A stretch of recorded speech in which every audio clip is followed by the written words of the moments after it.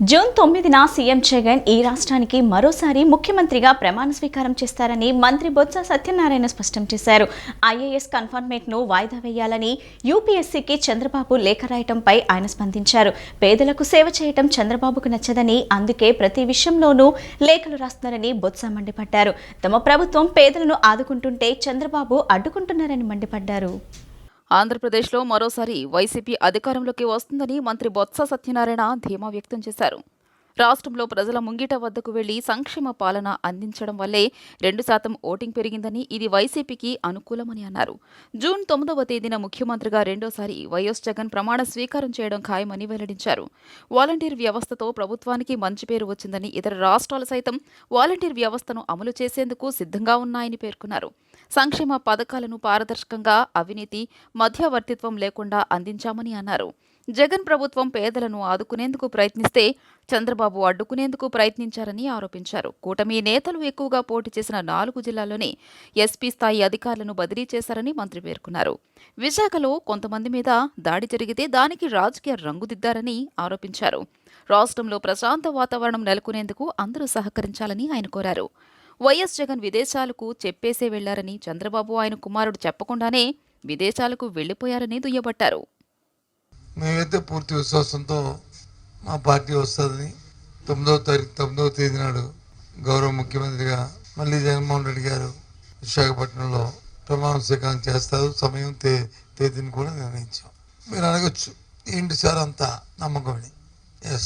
5 సంవత్సరాలు ఏదైతే ప్రజలతో మమేకమై ప్రజా అవసరాలు ఏమున్నాయో వాటికి అనుగుణంగా వారి జీవన ప్రమాణాలు పెరిగే విధంగా చేసిన ప్రతి కార్యక్రమం, తీసుకున్న ప్రతి నిర్ణయం వారి తాలూకా ఆర్థిక పరిస్థితి మెరుగుపడమే కాకుండా సమాజంలో, సంఘంలో ఒక గౌరవాన్ని కూడా ప్రతి సామాన్య పౌరుడికి వచ్చింది. ముఖ్యంగా మహిళలకి పెద్ద ఎత్తున అభిమానాన్ని గత ప్రభుత్వంలో చంపుకునే పరిస్థితులు ఉండేవి. ఇప్పుడు వాళ్ళకి ఆ పరిస్థితులు లేకుండా ఆత్మాభిమానం పెంపొందించుకుంటూ వారి పిల్లల్ని చక్కగా చదివించుకునే పరిస్థితులతో పాటు వారి విధానంలో కూడా మార్పులు వచ్చాయి. ఇది మాటల్లో కాదు, ఏ సూచిక తీసుకున్నా అన్ని సూచికలు కూడా ఇంతకుముందు దేశంలో 17, 18, 19 స్థానాలు ఉన్న టీడీపీ కానీ, పర్ క్యాపిటల్ ఇన్కమ్ కానీ, లేదు పావర్టీలో ఉన్న రిలేషన్ కానీ అన్నీ కూడా ఇప్పుడు 3, 4, 5 స్థానాల్లోకి రాష్ట్రం రావడం అనేది గొప్ప పరిణామం, గర్వకారణం కూడా రాష్ట్రానికి.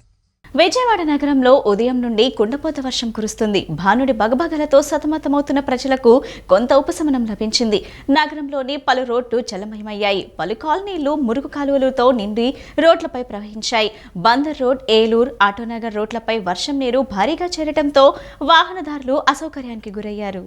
బంగాళాఖాతంలో ఏర్పడిన అల్పపీడనం బలపడడంతో రాష్ట్ర వ్యాప్తంగా విస్తారంగా వర్షాలు కురుస్తున్న పరిస్థితి. ఇక్కడ విజయవాడ నగరంలో కూడా పెద్ద ఎత్తున ఉదయం 9 గంటల నుండి కుండపోత వర్షం కురుస్తుంది. ఉరుములు మెరుపులతో కూడిన వర్షం పడడంతో ప్రయాణికులు కానీ, ఉదయం ఆఫీస్కు కార్యక్రమాలకు వెళ్ళే వాళ్ళు కానీ, ఇతర కార్యక్రమాలకు ఎవరైతే వెళ్తారో వాళ్ళందరూ కూడా తీవ్ర ఇబ్బందులు పడుతున్న పరిస్థితి విజయవాడ నగరంలో ఉంది.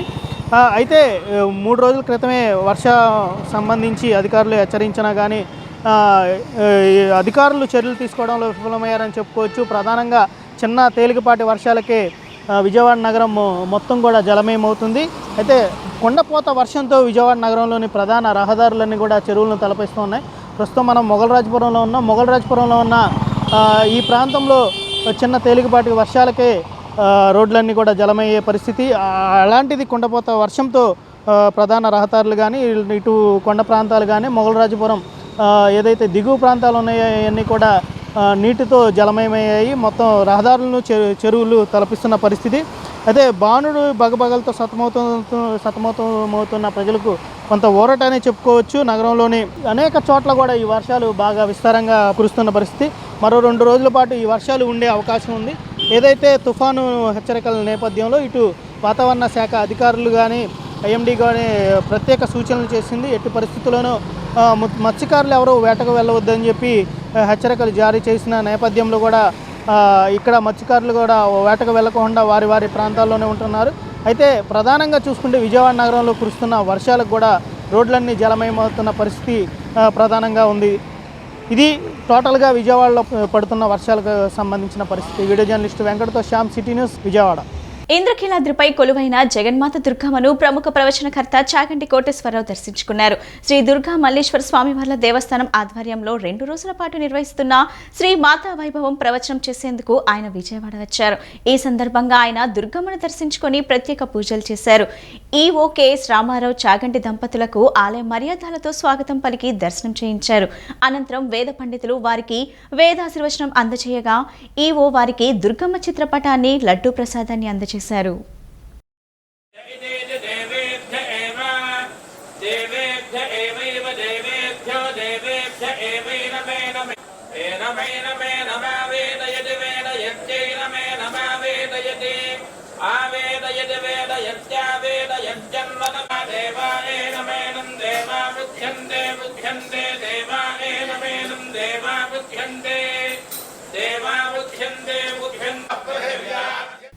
రాష్ట్రంలో ఉపాధి లేక అనేక మంది నిరుద్యోగులుగా మిగిలిపోతున్నారని సిపిఎం నేత బాబురావు ఆవేదన వ్యక్తం చేశారు. సుకను అందుబాటులోకి తీసుకొని వచ్చి భవన నిర్మాణ కార్మికులను ఆదుకోవాలని కోరారు. త్రాగునీరు, ఇతర ఇబ్బందులను తక్షణమే పరిష్కరించాలని డిమాండ్ చేశారు.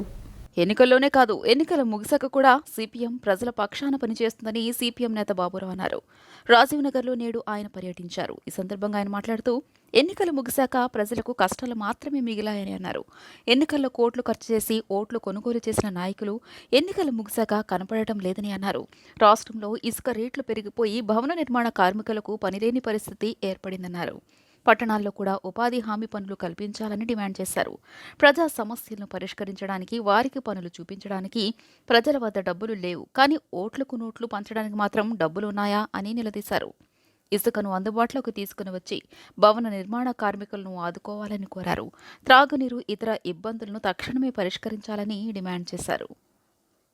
ఇవాళంతా ఎన్నికల్లో ఈవీఎంలు, బూత్లు క్యాప్చర్ చేయటం, లేదు రాజకీయంగా హింస చెలరేగటం, ఇవాళ అంతా ఈ గందరగోళాల చుట్టూ రేపు ఎన్నికల్లో ఎవరు గెలుస్తారు, బెట్టింగులు, వీటి చుట్టూ తిరుగుతోంది. కానీ ప్రజల మీద పడే భారాలు, ప్రజలకి పని చూపించడం, ఇటువంటి అంశాలు ఏమీ లేవు.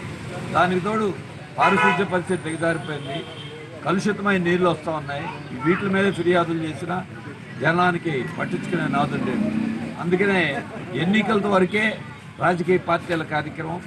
ఎన్నికలు అయిపోగానే ప్రజాప్రతినిధులకి ఇంకా ప్రజలకి కనపడకుండా, పట్టా లేకుండా పోయి ప్రజల్ని వాళ్ళ మానాన్ని వాళ్ళు వదిలేస్తున్నారు.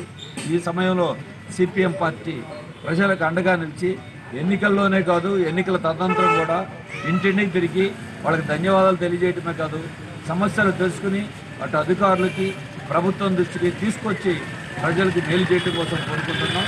రాబోయే కాలంలో ఈ పోరాటం, ఈ కృషి సిపిఎంగా కొనసాగిస్తామని తెలియజేస్తాం. దేశంలో ఎన్నికల వ్యవస్థపై రోజురోజుకి నమ్మకం పోతుందని ప్రజాశాంతి పార్టీ అధ్యక్షుడు కేఏ పాల్ అన్నారు. ఈ రాష్ట్రంలో గతంలో ఎప్పుడూ ఇంతటి దారుణ పరిస్థితులు చూడలేదన్నారు. ఈవీఎంలు పగలగొడుతుంటే అధికారులు ఏం చేస్తున్నారని ఆయన ప్రశ్నించారు. ముఖ్యంగా విశాఖలో ఎన్నికల ప్రక్రియ సజావుగా సాగలేదన్నారు. ఈవీఎంలు భద్రపరిచిన స్ట్రాంగ్ రూమ్ వద్ద కూడా సెక్యూరిటీపై తనకు అనుమానాలు ఉన్నాయని చెప్పారు. ఈవీఎంలు బ్రేక్ చేసినోని అరెస్ట్ చేయకండి. ఎలక్షన్ వరకు కౌంటింగ్ దగ్గరికి ఆయన వెళ్ళనివ్వండి. అంటే అర్థమేంటి? ఇప్పుడు చేసింది సరిపోలేదు, ఇంకా ఎక్కువ దారుణాలు చేయండి రా. ఇప్పుడు 100 మందిని అరెస్ట్ చేసాం, సరిపోలేదు, ఇంకా 1000 మందిని అరెస్ట్ చేయించండి. ఇప్పుడు ప్రజాస్వామ్యంలో న్యాయం లేదు, ఇంకా ఎక్కువ అన్యాయాలు చేయండి, అవినీతి చేయండి. ఈరోజు వీధి వీధికి నరహత్యలు పెరిగిపోవడానికి కారణం ఈ క్రిమినల్స్ ని, పెద్ద క్రిమినల్స్ ప్రొటెక్ట్ చేయడం, పొలిటీషియన్స్ వారికి ఈజీగా బెయిల్స్ రావడం, చట్టం తన పని చేసుకుంటూ పోతాడు.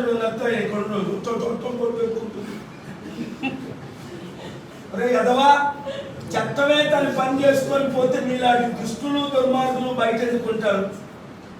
దొంగలు, గజ దొంగలు, దోపిడీదారులు, మీ పాపం పట్టింది. కేఏ పాల్ దేవుడు పంపాడు. దానికి మరొక రుజువు ఇదే. నాకు ఎలక్షన్ సింపుల్ ఎవరు ఫైట్ చేసి తెచ్చుకున్నావా లేదా? స్టీల్ ప్లాంట్ అమ్మేస్తారట, ఫైట్ చేసి ఆపానా లేదా? ఎలక్షన్ ఫస్ట్ ఫేజ్లో పెడతారట. ఫైట్ చేశాను, 4th ఫేజ్ తీసుకెళ్ళామా లేదా? అవసరమైతే మరల విశాఖపట్నం ఎలక్షన్ పెట్టిస్తాం. దుర్గమ్మ భక్తులకు సులభంగా వరాలిచ్చే తల్లి. భక్తులను తన కంటి రెప్పలా కాపాడుకునే ఆ తల్లి వైభవం గురించి ఎంత చెప్పినా తక్కువే, ఎంత విన్నా తనివి తీరదని ప్రముఖ ప్రవచనకర్త చాగంటి కోటేశ్వరరావు వివరించారు. జగన్మాత దుర్గాదేవి వైభవాన్ని వివరించే అదృష్టం రావటం పూర్వజన్మ సుకృతమన్నారు. దుర్గమ్మ పుట్టిన గడ్డపై పుట్టిన మనం అదృష్టవంతులుగా భావించి మంచి మార్గంలో నడవాల్సిన ఆవశ్యకతను ఆయన వివరించారు.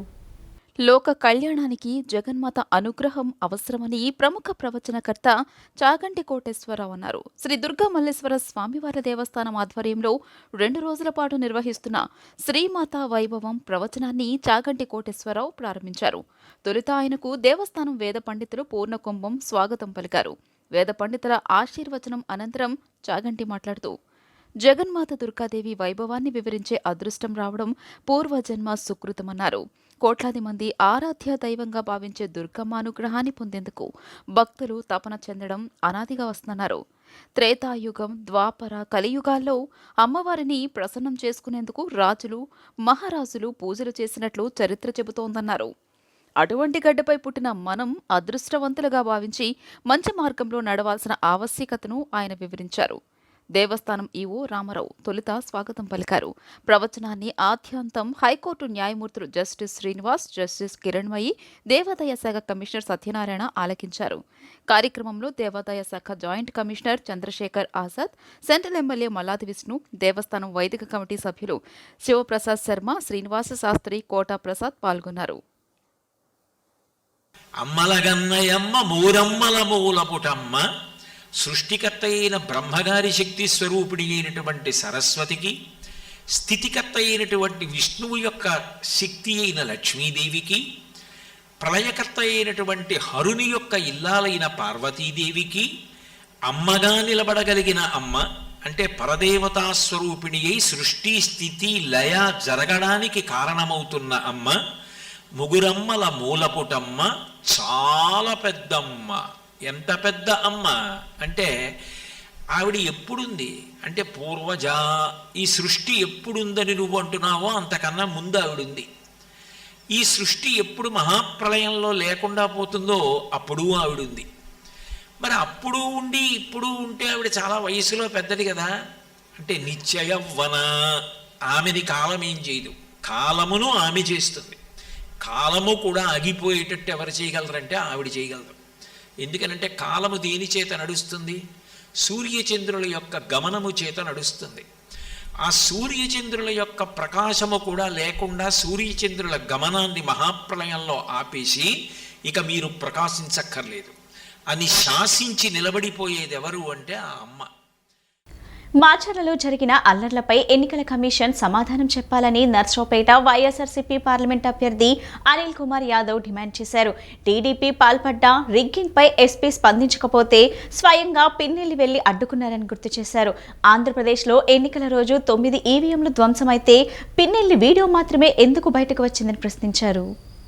మాచర్లలో జరిగిన అల్లర్లపై ఎన్నికల కమిషన్ సమాధానం చెప్పాలని నర్సారావుపేట వైఎస్ఆర్సీపీ పార్లమెంట్ అభ్యర్థి అనిల్ కుమార్ యాదవ్ డిమాండ్ చేశారు.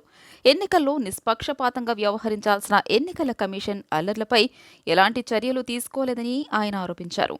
టీడీపీ నేతలు సత్య హరిశ్చంద్రులు అన్నట్లుగా వ్యవహరిస్తోందని ఆయన దుయ్యబట్టారు. గురువారం ఆయన తన ప్రసంగంతో కూడిన వీడియోను విడుదల చేశారు. ఎన్నికల హింస అల్లర్లపై ఈసీ ఎందుకు మౌనంగా ఉందని ప్రశ్నించారు.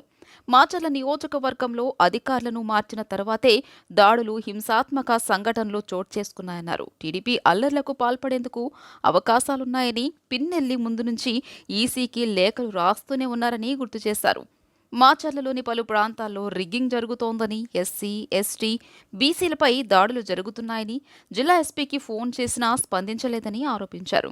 టీడీపీ రిగ్గింగ్ చేస్తున్న చోట ఎస్పీ సహకారం అందించారని, టీడీపీ పాల్పడ్డ రిగ్గింగ్పై ఎస్పీ స్పందించకపోతే స్వయంగా పిన్నెల్లి వెళ్లి అడ్డుకున్నారని గుర్తు చేశారు. పాల్వాయి గేట్ వద్ద పిన్నెల్లి రామకృష్ణారెడ్డి కొడుకు తల పగలగొట్టినా పోలీసులు స్పందించలేదన్నారు. ఆంధ్రప్రదేశ్లో ఎన్నికల రోజు 9 ఈవీఎంలు ధ్వంసమైతే పిన్నెల్లి వీడియో మాత్రమే ఎందుకు బయటకు వచ్చిందని ప్రశ్నించారు.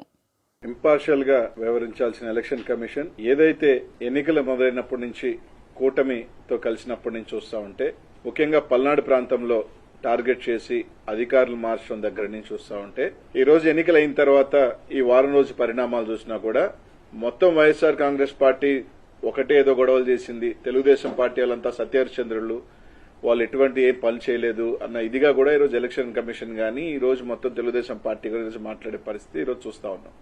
అదిగాక 13వ తారీఖు నుంచి ఈ రోజు దాకా మాచర్లో జరిగిన గొడవలు కావచ్చు, లేకపోతే పిన్నెల రామకృష్ణారెడ్డి గారి మీద వస్తున్న అపోహలు కావచ్చు, అన్నీ కూడా ఈరోజు స్పష్టంగా మేము తెలుగుదేశం పార్టీ నాయకులు కానీ ఈ సైన్ కూడా అడుగుతా ఉన్నాం, మీరు ఇంపార్షియల్ గా వ్యవహరించలేదన్న దానికి. ఈరోజు ఇదే మాచర్లో ఎమ్మెల్యే గారి గ్రామం అయిన కర్లగుంట కావచ్చు, కేపీగూడెం ఏదైతే కేవలం 4,000 ఓట్లున్న 2 గ్రామాలలో పక్కపక్క గ్రామాలలో 2 డిఎస్పీలు పెట్టారు మీరు.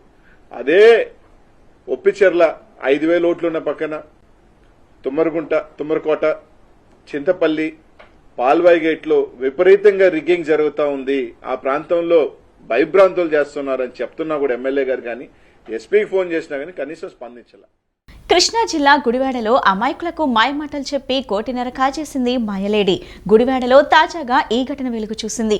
మాయలేడి లీలావతిపై చర్యలు తీసుకుని తమను ఆదుకోవాలంటూ రూరల్ పోలీసులకు బాధితులు ఫిర్యాదు చేశారు. మాయమాటలతో ప్రజలకు ఎరవేసి అక్రమ మార్గంలో డబ్బులు దండుకోవడమే ఆమె పని. ఎవరికైతే ఆర్థిక ఇబ్బందుల్లో ఉండి డబ్బులు అత్యవసరమవుతాయో వారినే ఈ లీలావతి టార్గెట్ చేస్తుంది. ఈ క్రమంలోనే ఆమె రీసెంట్గా గుడివాడలో అడుగుపెట్టింది. తాను ప్రైవేట్ బ్యాంకులు, మైక్రో ఫైనాన్స్ సంస్థల్లో తక్కువ వడ్డీకే రుణాలు ఇప్పిస్తానని గుడివాడలో ప్రచారం చేసుకుంది. ఇందులో ఎలాంటి జిమ్మిక్కులు లేవని, ప్రతి ఒక్కరూ ఆర్థిక పరంగా ఎదుగుతారంటూ ఆమె మాయమాటలు చెప్పింది. ఈ ఆఫర్ టెంప్టింగ్గా ఉండడం, ఆమె మాటలు ఆకర్షణీయంగా అనిపించడంతో ఎంతో మంది మహిళలు ముందుకొచ్చారు. ఇంకేముంది, తాను వేసిన వలలో చేపలు చిక్కుకున్నాయని భావించి తన ప్లాన్ని అమలు చేయడం మొదలుపెట్టింది. ప్రతి ఏరియాలోనూ మహిళలతో దాదాపు 60 గ్రూపులు ఏర్పాటు చేసింది. గ్రూపుల్లోని సభ్యుల వద్ద బంగారు ఆభరణాలు తీసుకుని భారీగా రుణాలు ఇప్పిస్తానని నమ్మించి వాటిని బ్యాంకుల్లో తాకట్టు పెట్టింది. ఆ వచ్చిన డబ్బులు తాను తీసుకుని చాకచక్యంగా ఉడాయించింది. కనీసం రుణాలు వచ్చిన విషయం కూడా బాధితులకు చెప్పలేదు. ఇంతలో బ్యాంకుల ప్రతినిధులు ఇళ్ల వద్దకు వచ్చి గొడవ చేయడం స్టార్ట్ చేశారు. దీంతో తాము మోసపోయామని గ్రహించిన బాధితులు పోలీసుల్ని ఆశ్రయించారు. రుణాల పేరుతో బంగారం తాకట్టు పెట్టించి ఆ డబ్బులతో లీలావతి జంప్ అయిందని, తమకు న్యాయం చేయాలని కోరుతున్నారు. గ్రూపుల కింద లీడర్ గా ఉండి మమ్మల్ని మాకు వద్దనే వాళ్ళు కాదు, మేము కడతాను చెందుతానని తీసుకున్నామి, అట్లా మోసం చేసిందండి మమ్మల్ని. ఇప్పుడు ప్రస్తుతానికి పర్సనల్ కాడ కూడా చాలా మంది ఇచ్చిన వాళ్ళు ఉన్నారు. అసలు మాకు తెలియదు సార్, డబ్బులు కడతాం కూడా మాకు తెలీదు. మా అకౌంట్ లో పడతాం, ఆమెకి ఇచ్చేస్తాం. కనీసం ఏ సారు కూడా మమ్మల్ని వచ్చి అడిగిన వాళ్ళు కూడా లేరు. మొత్తం ఆమె చూసుకునేది, ఆమె కట్టుకునేది, ఆమె చెందేది. మరి ఆమె ఇప్పుడు వెళ్ళిపోయింది కాబట్టి సార్లందరూ మా మీదకి వచ్చి మీరు కట్టాల్సిందే, సందాల్సిందే, మీ ప్రూఫ్లు మీరే ఇచ్చారు కదా కట్టాలంటున్నారు.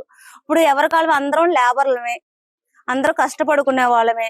ఈ లేబర్లు ఎక్కడ తెచ్చి కట్టాలో కూడా మాకు అర్థమవుతలేదు. ఆమెనైతే హైదరాబాద్ నుంచి ఎలా తీసుకురావాలన్నది అర్థమవుతలేదు. మేమైతే ఇక్కడ కేసు పెట్టాము.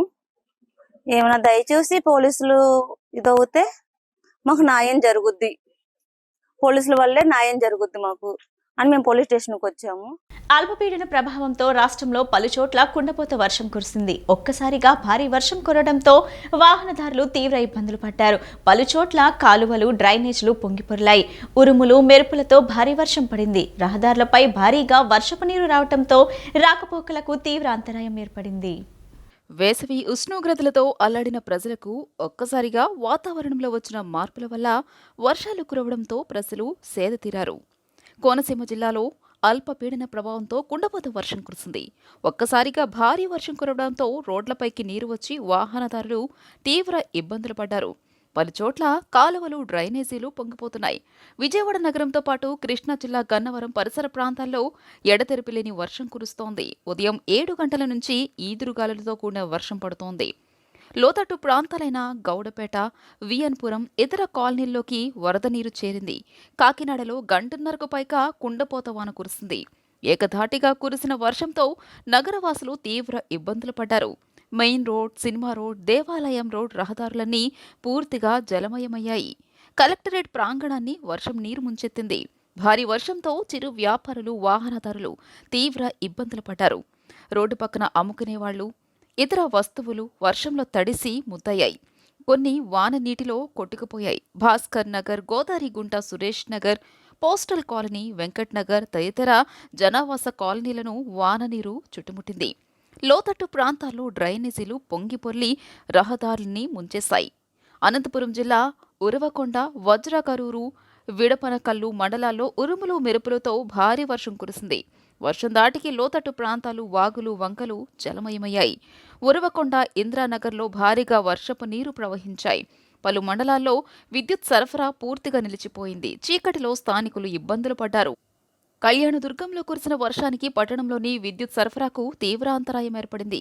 రాత్రి 8 గంటల నుంచి సరఫరా పూర్తిగా నిలిచిపోయింది. పట్టణంలో 10కి పైగా విద్యుత్ స్తంభాలు నేలకూలాయి. వర్షం దాటికి వాగులు, వంకలు పొంగిపొర్లుతున్నాయి. బూదగవి చెరువు మరువ పారుతోంది. విడపనకల్లు మండలంలోని 19 గ్రామాలకు విద్యుత్ సరఫరా నిలిచిపోయింది. పెంచులపాడు, పొలికి, పాల్తూరు, గోవిందపాడు గ్రామాల మధ్య వంకలు ఉధృతంగా ప్రవహిస్తున్నాయి. దీంతో వాహన రాకపోకలు నిలిచిపోయాయి. పొలాలు ఎక్కడ చూసినా చెరువులను తలపిస్తున్నాయి. ఈ బులెటిన్ ఇంతటితో సమాప్తం. తిరిగి మరో బులెటిన్లో కలుద్దాం. నమస్కారం.